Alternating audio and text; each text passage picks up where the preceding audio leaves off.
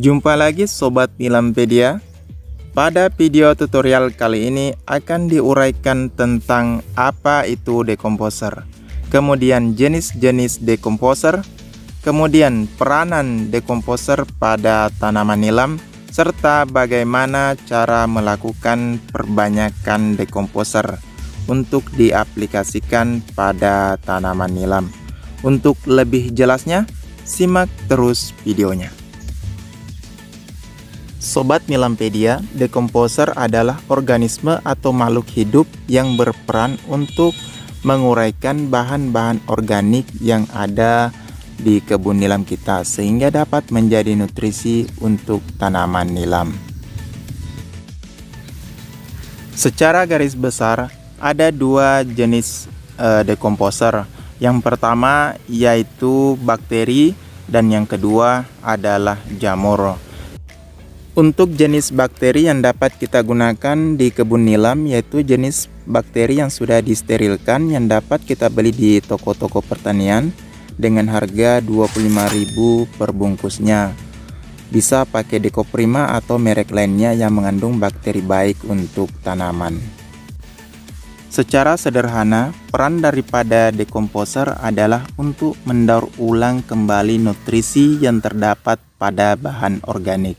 Misalnya rumput yang sudah kita bersihkan atau sampah-sampah organik yang sudah kita bersihkan dapat kembali terurai dan menjadi nutrisi bagi tanaman jika telah melalui proses dekomposisi.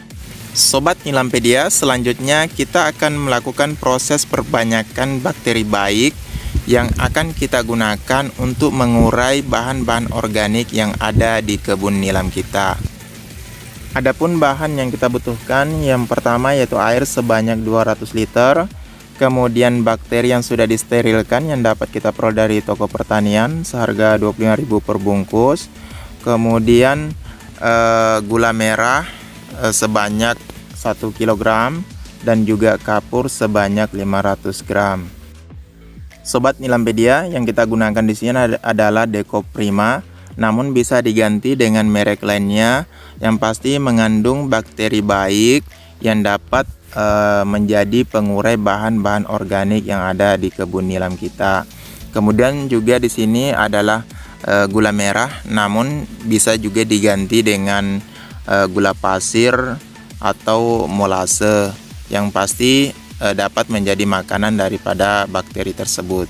Kemudian di sini kita gunakan juga adalah kapur. Bisa gunakan kapur pertanian, bisa juga menggunakan kapur dolomit.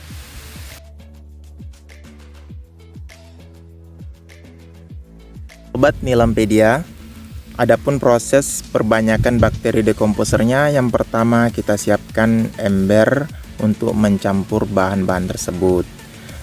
Dan kita masukkan semua bahan ke dalam ember tersebut.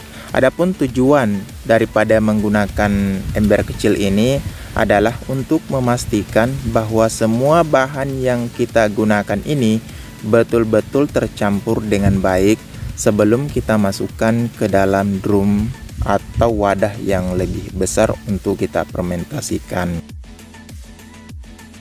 Proses selanjutnya kita siapkan air sebanyak 200 liter. Kemudian kita masukkan larutan yang sudah dicampur ke dalam drum atau air yang 200 liter tersebut. Dan kita aduk secara merata sebelum kita fermentasikan.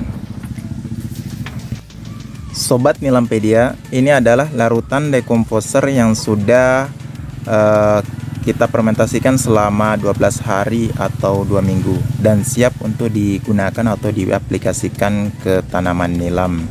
Untuk dosisnya yaitu bisa kita gunakan 1-2 liter per tangki. Sebelum kita masukkan ke dalam tangki, terlebih dahulu kita campur ke dalam ember untuk kita pastikan bahwa larutan ini tercampur secara merata. Sobat Nilampedia, untuk pengaplikasiannya dilakukan pada pagi hari dan sore hari. Kenapa demikian? Karena jika dilakukan pada siang hari atau pada saat matahari terik, maka dapat menyebabkan daun tanaman nilam kita terbakar akibat panas. Jadi diusahakan jangan melakukan penyemprotan atau pengaplikasian pupuk cair pada saat matahari sedang terik. Sobat Nilampedia, bahan dekomposer ini adalah bahan organik yang tidak memiliki efek samping negatif bagi tanaman nilam. Demikianlah proses bagaimana melakukan perbanyakan bakteri yang dapat diaplikasikan ke tanaman nilam. Jumpa lagi pada video-video selanjutnya.